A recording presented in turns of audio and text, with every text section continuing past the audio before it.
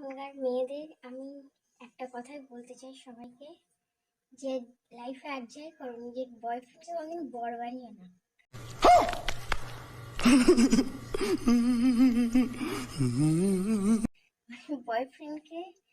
বয়ফ্রেন্ডের সাথে লিভিং এ থাকো ঠিক আছে, বাট বয়ফ্রেন্ডকে বর কোনোদিন বানাবে না।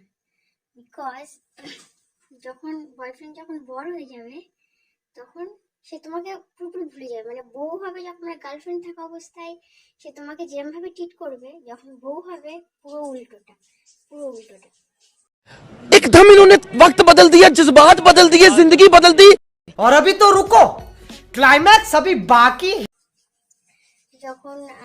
সে যখন বয়ফ্রেন্ড থাকবে সে কেমন করবে, তোমার প্রতিটা সেকেন্ডের খোঁজ নেবে, তুমি কি করছো না করছো প্রতিটা সেকেন্ডের খোঁজ নেবে, তোমার হাত খরচা দেবে, না চাইতে সবকিছু এনে দেবে, যেন আকাশের চাঁদ এনে দিতে পারে তোমাকে, এরকম একটা ব্যাপার।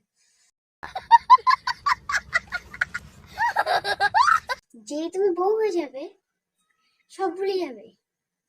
মানে সেই সারাদিনে খোঁজ নেওয়া তো দূরের কথা, রাত্রিবেলা জিজ্ঞাসা করবে না যে তুমি খেয়েছো, এটুকুনি জিজ্ঞাসা করবে না।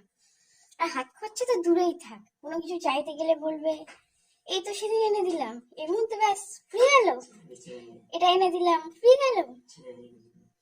তারপরে বাচ্চা কাচ্চা হয়ে গেলে তাদের দায়িত্ব তো একদমই নেবে না, সব তোমার কাছে চাপিয়ে দেবে। তো বয়ফ্রেন্ডকে বিয়ে করার থেকে সংযত থাকো। বয়ফ্রেন্ডের সাথে দরকার হলে সারা জীবন লিভিং এ থেকে যাও। এখন তো আমাদের পশ্চিমবঙ্গে समझ रहे हो ना? দিদি তো এখন পারমিশন দিয়েই দিয়েছে যে ওয়েস্ট বেঙ্গলেও সবাই লিভিং এ থাকতে পারবে, সো কোনো প্রবলেম।